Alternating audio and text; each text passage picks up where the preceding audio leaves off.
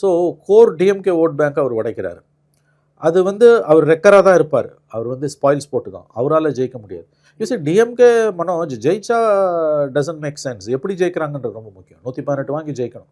இப்போ 2006 மாதிரி 96 சீட்டு அந்த மாதிரி அல்லது 100 சீட்டு 102 சீட்டு வாங்கி ஜெயிக்கிறாங்கன்னா doesn't make sense. Because it will be a coalition government.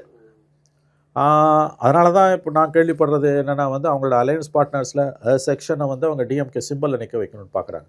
அப்படி நீங்கள் அந்த சிம்பிளை நிற்க வைக்கணும்னு எவ்வளோ பேரை நிற்க வைக்க முடியும்? இப்போ நீங்கள் பார்த்தீங்கன்னா காங்கிரஸாக அவங்க சிம்பிளை நிற்க வைக்க முடியாது, சிபிஐ சிபிஎம் அவங்க சிம்பிளை நிற்க வைக்க முடியாது, விசிகாவை அவங்க சிம்பிளை நிற்க வைக்க முடியாது. அதர் தென் தட் பொட்டன்ஷியலாக இருக்கிறது எம்டிஎம்கே. அது ஆல்ரெடி 6 பேர் அவங்க சிம்பிளை நின்று தான் வந்திருக்காங்க. கூட 2 சீட் வேணால் நீங்கள் கொடுக்கலாம். It doesn't make sense. இப்போ புதிதாக வரக்கூடிய தேமுதிகவையோ அல்லது பாட்டாளி மக்கள் கட்சியிலேருந்து வரக்கூடிய ராமதாஸையோ நீங்கள் உங்கள் சிம்பிளில் எப்படி நிற்க வைப்பீங்க? நின்னா அது முரண்பாடாக போயிடும். அவங்களோட பொலிட்டிக்கல் கலரே மாறிடும் உங்களுக்கு. ஸோ அந்த நெருக்கடி திமுகவுக்கும் உங்களுக்கு இருக்குது. பட் இன்றைய இந்த லயோலா முன்னாள் கல்லூரி மாணவர்களோட கருத்து கணிப்பு நம்ம ஒரு இண்டிகேட்டராக எதை பார்க்கணுன்னா இட்ஸ் அட்வான்டேஜ் டிஎம்கே.